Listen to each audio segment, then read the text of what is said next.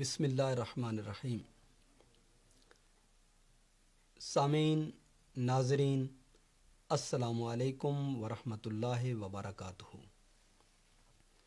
جیسا کہ آپ کے علم میں ہے کہ امام نووی رحمۃ اللہ تعالیٰ علیہ آپ کی تصنیف لطیف بستان العارفین کی سیریز شروع ہے، اور آج ہم اس کے چھٹے حصے میں ایک حدیث پاک پہ چند ایک گزارشات آپ کے سامنے عرض کرنے جا رہے ہیں۔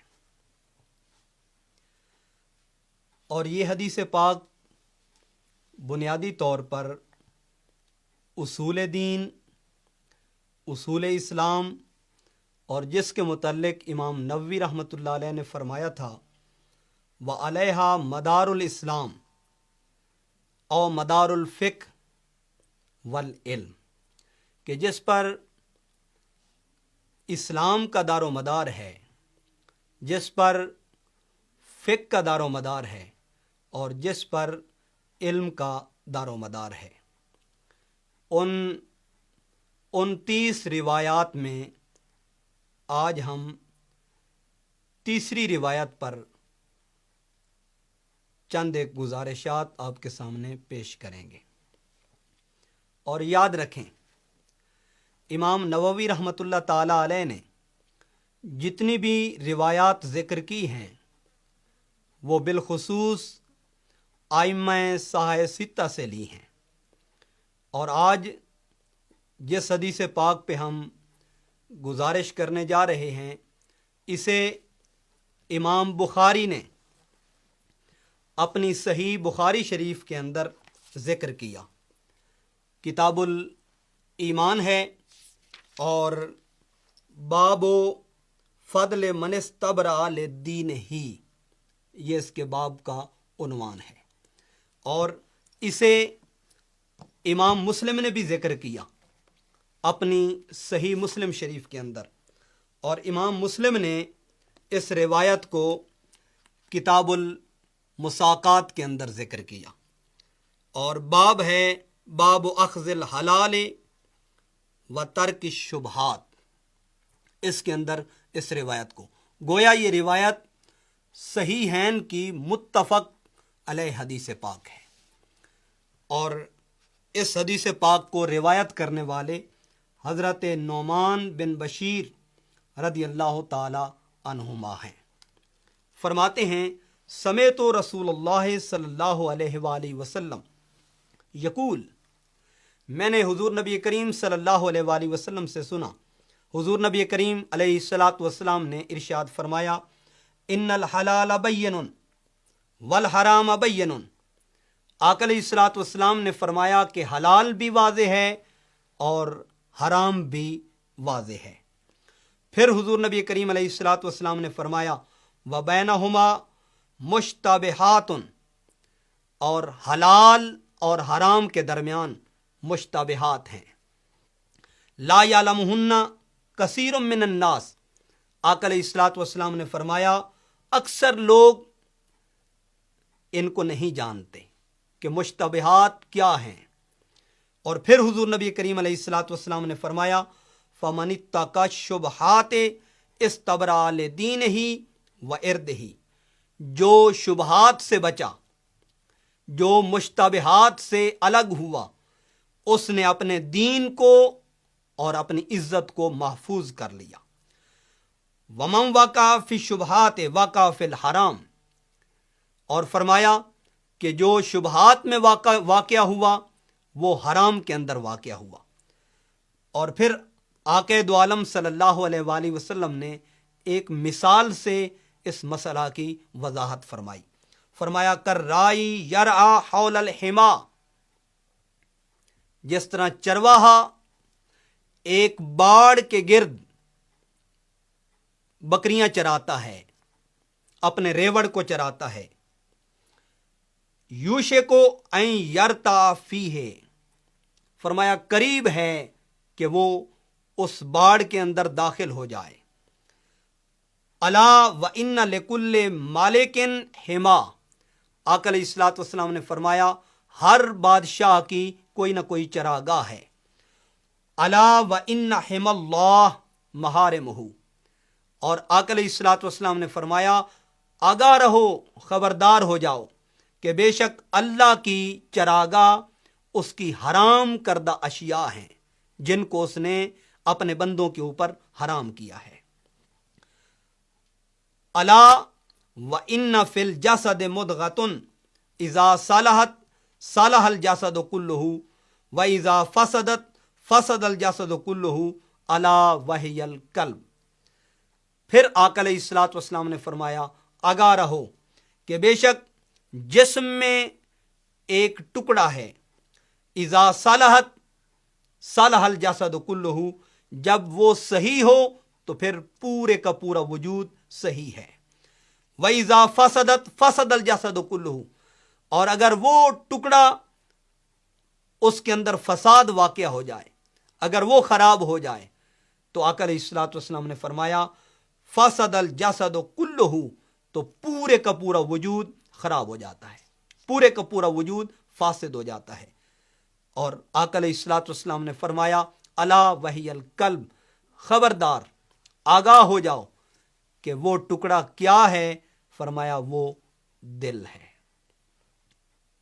اس حدیث پاک میں آپ تھوڑا سا غور کریں، حضور نبی کریم علیہ الصلوۃ والسلام نے چند چیزوں کو ہمارے اوپر واضح فرمایا، اور چند چیزوں سے آقا علیہ الصلوۃ والسلام نے ہمیں آگاہی بخشی۔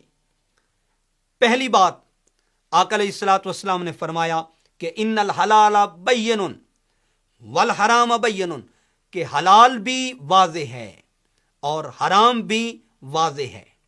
گویا جو حلال ہے اس کو اللہ تعالیٰ نے حلال فرما دیا ہے، اور جو حرام ہے اس کو اللہ تبارک و تعالیٰ نے حرام فرما دیا ہے۔ اب حلال اور حرام کے مابین جو چیزیں ہیں اس کو آقا علیہ الصلوۃ والسلام نے مشتبہات سے تعبیر کیا ہے، اور حضور نے واضح کیا کہ لا یعلمہن کثیر من الناس، اکثر لوگ اسے نہیں جانتے، اکثر لوگ ان سے آگاہ نہیں، اکثر لوگ ان سے واقف نہیں ہیں، اکثر لوگوں کو ان کی خبر نہیں ہے۔ اور حضور نے ایک اصول دے دیا کامیابی کا، اصول عطا کر دیا فلاح کا، اصول عطا کر دیا نجات کا، اصول عطا کر دیا کامیابی اور کامرانی کا، اور وہ کیا ہے؟ آقا علیہ الصلوۃ والسلام نے فرمایا فَمَنِ اتَّقَى الشُّبْهَاتِ، جو بھی ان شبہات سے اپنے آپ کو بچاتا ہے، اپنے آپ کو محفوظ کرتا ہے، اپنے آپ کو الگ کر لیتا ہے، فرمایا استبرأ لدینہ و عرضہ، فرمایا اس نے اپنے دین کو بھی محفوظ کر لیا اور اس نے اپنی عزت اور اپنی ناموس کو بھی محفوظ کر لیا۔ گویا جب حلال واضح ہو گیا، جب حرام واضح ہو گیا، اب کسی کے لیے یہ روا نہیں ہے کہ وہ حلال کو حرام کرے اور حرام کو حلال کرے، کسی کے لیے جائز نہیں کہ وہ حرام کو حلال کرے اور حلال کو حرام کرے۔ یہ خدا نے اور خدا کے رسول صلی اللہ علیہ وآلہ وسلم نے اس بات کو واضح کر دیا۔ اور قرآن کریم میں آپ جھانک کے دیکھیں، اللہ رب العزت نے یہ واضح اعلان کر دیا وما آتاکم الرسول فخذوہ وما نہاکم عنہ فانتہوا، اللہ نے ارشاد فرمایا کہ جو رسول پاک صلی اللہ علیہ وآلہ وسلم تمہیں عطا کریں اسے مضبوطی سے پکڑ لو، اسے تھام لو، اس سے متمسک ہو جاؤ، اور جس سے رسول پاک صلی اللہ علیہ وسلم تمہیں منع کریں اس سے باز آ جاؤ، اس سے رک جاؤ۔ اب اس میں آپ غور کریں، آقا علیہ الصلوۃ والسلام نے فرمایا کہ حلال بھی واضح ہے، حرام بھی واضح ہے، اور اس کے مابین جو چیز ہے وہ مشتبہات ہے، وہ شبہات ہیں، اور آقا علیہ الصلوۃ والسلام نے اس بات سے بھی آگاہ کر دیا کہ اپنے آپ کو مشتبہات سے روک لو، مشتبہات میں واقع نہ ہو۔ اور اس کی ایک آقا علیہ الصلوۃ والسلام نے مثال عطا کی، فرمایا من وقع فی شبہات وقع فی الحرام، جو شبہات میں واقع ہوا وہ حرام میں واقع ہوا۔ اور اس کی مثال کیا ہے؟ فرمایا کرائی یرا حول الحما، جس طرح چرواہا एक बाड़ के गिर्द, एक दीवार के गिर्द या एक हद के गिर्द अपनी बकरियों को चराता है, अपना रेवड़ लेके जाता है, करीब है कि वो उसमें वाक़या हो जाए, करीब है वो उसमें पड़ जाए। फरमाया लिकुल्ले मालिकिन हिमा, हर बादशाह की एक चरागाह है। और याद रखें अल्लाह रब्बुल इज़्ज़त की भी एक चरागाह है। और अल्लाह रब्बुल इज़्ज़त की चरागाह क्या है? फरमाया अला व इन्ना हिमल्लाह महारिमहू, अल्लाह की चरागाह ये है कि जिन चीज़ों को उसने हराम किया है, जिन चीज़ों को उसने तुम्हारे ऊपर हराम कर दिया है, उन चीज़ों से अपने आप को महफूज कर लो, उन चीज़ों से अपने आप को बचा लो, उन चीज़ों से अपने आप को अलग कर लो, उन चीज़ों से अपने आप को दूर कर दो। और एक उसूल हुजूर नबी करीम अलैहिस्सलातु वस्सलाम ने वज़ा कर दिया और उसका आका अलैहिस्सलातु वस्सलाम ने ऐलान कर दिया। फरमाया इन चीज़ों से तुम अपने आप को कैसे महफूज कर सकते हो, इन चीज़ों से अपने आप को तुम कैसे बचा सकते हो। आका अलैहिस्सलातु वस्सलाम ने फरमाया अला व इन्ना फिल जसद मुदगतुन, खबरदार जिस्म में एक टुकड़ा है, अगर वो दुरुस्त है तो पूरा वजूद दुरुस्त है, अगर वो खराब हो जाए तो पूरा वजूद खराब हो जाता है। अला वहियल कल्ब, और वो टुकड़ा क्या है? फरमाया वो दिल है। गोया आज़ा ये दिल के ताबे हैं, ये दिल की पैरवी करते हैं, ये दिल के पीछे चलते हैं। इंसान के आज़ा ये दिल के पैरोकार हैं। और एक और मकाम पर हुजूर नबी करीम अलैहिस्सलातु वस्सलाम ने फरमाया कि आज़ा में सरदार चीज क्या है? फरमाया वो दिल है, और बाकी आज़ा ये उसके रियाया हैं, ये उसकी पैरवी करते हैं, ये उसके पीछे चलते हैं। गोया जिसका दिल दुरुस्त है उसके आज़ा भी दुरुस्त हैं, और जिसका दिल खराब है उसके आज़ा भी खराब हैं। गोया दिल जब तक दुरुस्त नहीं होता, इंसान अपने आज़ा को मर्तबा कमाल तक दुरुस्त नहीं कर सकता। इंसान अपने आज़ा को कमा हक़्क़ुहू सही नहीं कर सकता। उनको कमा हक़्क़ुहू सही करने की जो इकाई है, उसकी जो बुनियाद है, वो इंसान का दिल है, वो इंसान का कल्ब है। कल्ब साफ हो तो पूरा वजूद पाक, साफ और तैयब व ताहिर हो जाता है। अगर कल्ब खराब हो तो फिर पूरे का पूरा वजूद खराब रहता है। याद रखें अल्लाह ताला ने इंसान के आज़ा में 2 हाथ रखे हैं, 2 पांव रखे हैं, 2 कान रखे हैं, 2 आंखें रखी हैं, और दिल अल्लाह ने एक रखा है। आज अगर हम इस पे गौर करें तो इकबाल ने इस उम्मत के जवाल, इस उम्मत के इन्हितात, इस उम्मत की पस्ती और इस उम्मत की जिल्लत और रुसवाई का जिक्र करते हुए इस बात को वाज़े किया था। इकबाल कहते हैं शबे पेशे खुदा बगरिस्तम जार, एक रात मैं अल्लाह की बारगाह में रोया धोया, मैंने आहो जारी की, मैंने इल्तिजा की, मैं अल्लाह के हुजूर मुल्तजी हुआ कि ए परवरदिगार आलम, मुसलमाना चिरा खारन दुजारन, ये महबूब तरीन उम्मत, उम्मत मुस्लिमा, मुसलमान क्यों जलील और रुसवा है? अल्लाह ने जवाबन इकबाल को फरमाया नमेदानी के ई कौम, ए इकबाल क्या तुझे पता नहीं कि ये कौम जलील और रुसवा क्यों हो रही है, ये जिल्लत और रुसवाई का शिकार क्यों है? कहा ए बारे इलाह तू ही बता दे।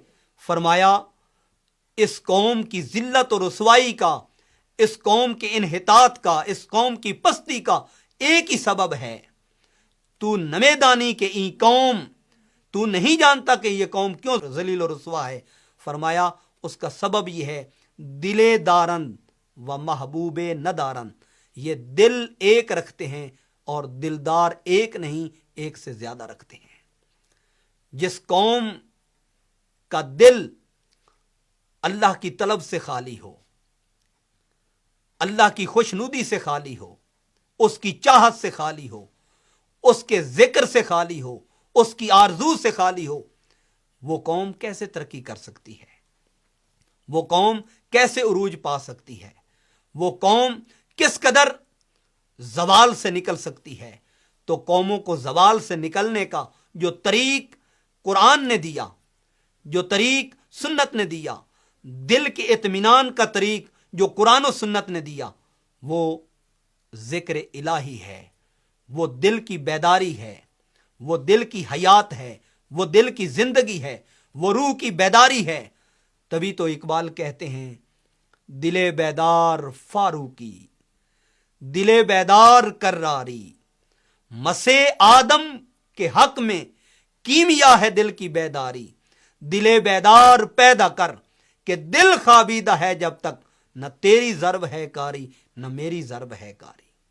اقبال کہتے ہیں اگر تو چاہتا ہے کہ تیرے اندر فاروق اعظم رضی اللہ تعالیٰ عنہ آپ کے خواص پیدا ہو جائیں، حضرت علی کرم اللہ وجہ الکریم آپ کے اوصاف پیدا ہو جائیں، تیرے اوپر حضرت فاروق اعظم اور حضرت علی کرم اللہ وجہ الکریم کی نگاہ کرم ہو جائے، تو فرمایا اس کا ایک ہی نسخہ اور اس کا ایک ہی طریق اور اس کا ایک ہی راستہ ہے، اور وہ دل کی بیداری ہے، وہ دل کی زندگی ہے، وہ روح کی بیداری ہے۔ جب تک یہ بیدار نہیں ہوتے، جب تک یہ زندہ نہیں ہوتے، اس وقت تک کما حقہ کامیابی اور کامرانی تک نہیں پہنچا جا سکتا۔ اور یہ بات یاد رکھیں، امام غزالی رحمت اللہ تعالی علیہ، آپ نے بڑی خوبصورت بات احیاء علوم الدین کے اندر ذکر کی تھی۔ فرمایا ان القلوب بیوت تولی اللہ بناؤہا بیادہ محبتا للملائکۃ و محلا للذکر۔ فرمایا دلوں کو معمولی نہ سمجھو اور دل کو عام نہ سمجھو۔ اے امام غزالی رحمت اللہ علیہ، دل کیا ہے؟ فرمایا ان القلوب بیوت، دل گھر ہیں، تولی اللہ بناؤہا بیادہ، اللہ نے اسے اپنے دست قدرت سے تعمیر کیا، اللہ نے اسے اپنے دست قدرت سے بنایا۔ کیوں بنایا؟ محبتاً للملائکہ، یہ ملائکہ کے اترنے کی جگہ ہے، ومحلاً للذکر، اور ذکر کا خاص محل ہے۔ گویا جس کا دل ستھرا ہو جائے، جس کا دل پاک ہو جائے، تو اس دل میں اللہ کا ذکر قرار پکڑتا ہے، اور دل کی پاکیزگی کا ذریعہ جو قرآن نے دیا ہے وہ ذکر ہے۔ الا بذکر اللہ تطمئن القلوب، خبردار اللہ کے ذکر سے دلوں کو اطمینان، دلوں کو چین، دلوں کو سکون نصیب ہوتا ہے۔ اور مولانا رومی نے تو انتہا کر دی، وہ فرماتے ہیں دل بدست آور کہ حج اکبر است، از ہزاراں کعبہ یک دل بہتر است۔ فرمایا دل کو اپنے کنٹرول میں لے آ، دل کو اپنے ہاتھ میں کر لے، یہ بہت بڑا حج ہے، یہ حج اکبر ہے۔ از ہزاراں کعبہ یک دل بہتر است، فرماتے ہیں ہزار کعبہ سے ایک دل بہتر ہے، اور اس کا سبب بتاتے ہیں۔ فرمایا کعبہ بنگاہ خلیل آزر است، دل گزرگاہ جلیل اکبر است۔ کعبہ حضرت ابراہیم خلیل اللہ کی بنائی ہوئی عمارت ہے، حضرت ابراہیم علیہ السلام نے تیار کیا، حضرت اسماعیل علیہ السلام نے تیار کیا۔ دل گزرگاہ جلیل اکبر است، اور دل تو اس کے انوار و تجلیات کا مرکز ہے، اس کی رحمت کا مرکز ہے، اس کے فضل کا مرکز ہے، اس کی عنایت کا مرکز ہے۔ تو گویا آدمی کی کامیابی اور کامرانی اور آدمی کی فلاح اور بقا یہ اس چیز میں مخفی اور پوشیدہ ہے کہ انسان اپنے دل کی لو اللہ سے لگا لے، دل کی لو اس کے رسول صلی اللہ علیہ وآلہ وسلم سے لگا لے۔ جب بندے کا باطن، بندے کا قلب اور بندے کا دل پاک ہو جاتا ہے، تو پھر پورے کے پورے وجود کی پاکی کی گارنٹی رسول اللہ صلی اللہ علیہ وآلہ وسلم نے عطا کی۔ اس لیے ہمارے اوپر اس حدیث پاک کی روشنی میں یہ چیز لازم آتی ہے کہ ہم اپنے اندر سے اپنے باہر کی اصلاح کریں، اپنے باطن سے اپنے ظاہر کی اصلاح کریں، اپنے قلب سے اپنے جسم کی اصلاح کریں تاکہ کامیابی، کامرانی، فلاح اور بقا ہمارا مقدر بنے۔ بہت شکریہ۔